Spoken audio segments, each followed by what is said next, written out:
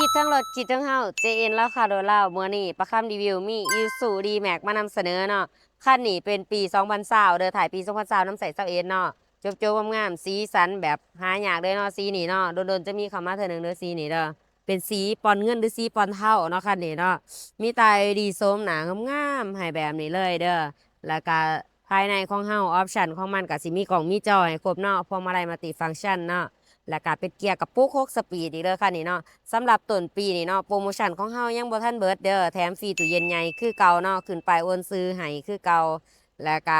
เสียค่าถอกค่าทางเทคนิคให้ครบสุดเนาะมีประกันผอกประกันภัยให้ครบสุดเลยเอาไปละพร้อมครับพร้อมขี่เนาะรถคันนี้เนาะนอกนั้นเฮายังมีของแจกของแถมอีกหลากหลายอย่างเนาะแต่ก่อนนั้นเฮามาเบิ่งรถคันนี้นำกันก่อนเลยรถเล่าเนาะมื้อนี้ประคำรีวิวมี Isuzu จะมานำเสนอเนาะคันนี้เป็นสีปอนเนาะสีปอนเทาหรือสีปอนเงินเป็นถ่ายปี20น้ำใส21เด้อคันนี้เด้อ พวกแม่พวกย่างกับเดิมๆมาจากโรงงานงามๆเลยเนาะสีสันจบๆแบบมีตาฟืนตาไฟแจงๆแจ่มๆเลยเนาะโสมหนารอๆเท่ๆทางในมีกล่องมีจอให้ครบด้วยพวงมาลัยมัลติฟังก์ชันเป็นเกียร์กับผู้ควบสปีดเนาะค่ะนี่เนาะกระดิกระแจยางสกอร์มีให้ครบเบอร์ทุกอย่างเนาะมาออกรถเนาะตีกับผู้กับตากันรีบกันสาดให้ครบเบอร์เด้อโปรโมชั่น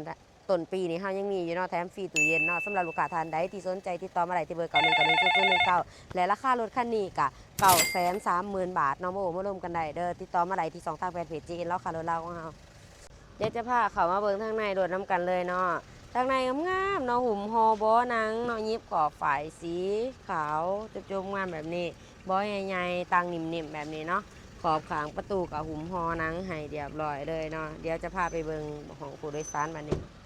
ทางหลังเนาะเขามาเบิ่งทางหลังน้ำกันกว้างๆสามารถนั่งหลายๆคนเลยเนาะ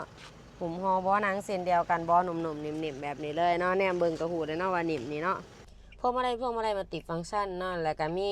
หน้าปองหน้าปาดให้งามๆแจ่งๆแบบนี้เนาะและหน้าจอของเฮาเป็นหน้าจอใหญ่ๆเลยสามารถสัมผัสได้เนาะสะดวกสบายสัมผัสได้แบบนี้เลยระบบแอร์ของเฮานี่เปิดปิดเปิดได้ตามระดับนี้เลยเนาะมากินแห้งเย็นคอยแบบนี้ได้เนาะอันนี้จะเป็นการปรับอุณหภูมิเด้อเฮาอยากมันหนาวหลายเฮาก็ปรับลงเนาะอุณหภูมิของมันเวลาเปิดแอร์เราต้องเปิด AC น้ำเนาะเพื่อความเย็นเด้อและคันนี้จะเป็นเกียร์กับผู้6สปีดเนาะและก็มีเกียร์ถอยขึ้นมาในหน้าจอนำเวลาเขาเข้าเกียร์ถอยเดี๋ยวจะเข้าให้เบิ่งเด้อนี่แจ้งเลยเนาะสุดตะบะหลอกตะบะโลเจ้างามแบบนี้เลยไหลไปบ่ให้ผิดหวังไฟดอกไฟดานของเฮาสะอาดสร้างเนาะตาฟืนตาไฟจบดีเลยนี่มิดออกมิดเอาของเฮาอยู่ครบทุกจุดทุกเม็ดเนาะยังจบงามๆทุกอย่างเลยเด้อเดี๋ยวเบิ่งเบื้องหลังกระบะนำกันเลยเนาะหลังกระบะสามารถขนเครื่องขนของได้สะดวกสบายเลยเนาะอันนี้จะเป็นกล่องถอยตอนเอาเข้าเกียร์ถอยบางกี้นี่เนาะใครมาเบิ่งแม็กไดเนอร์นำกันเลยแม็กไดเนอร์นี่เดิมๆเลยเนาะเดิมๆมาจากโรงงานมาจากตัวรถเลยหัวหนอกของเฮาอยู่ครบทุกจุดทุกเม็ดเนาะนี่ทุกอย่างก็จะมีห้อยขีดกวาดตามการใส่งานเนี่ยเนาะตาฟืนตาไฟแจ่งๆแจ่มๆกระดิกระแจยางสกวาเฮาก็มีให้ครบทุกอย่างเด้อเมื่อเบิ่งของเจ้าของเครื่องฟังเสียงแจ็คเสียงสางนำกันเลยแจ็คดีเอเย็น2รางแหน่นอกจากบ่หัวบ่ซึมบ่เป็นไอบ่เป็นควันเด้อรถเดิมๆเนาะบ่ต่ำบ่ปีนเด้อมาเบิ่งมาเช็คเลยนี่หัวหนอกของเฮาอยู่ครบทุกจุดทุกเม็ดเลยฟ้าถอกฟ้ากระป๋อกระโปรงของเฮาอยู่ครบเบิดเลยงามๆเดิมเนาะหม้อไฟของเฮาก็ยังใหม่ๆแจ่มๆแบบนี้เลย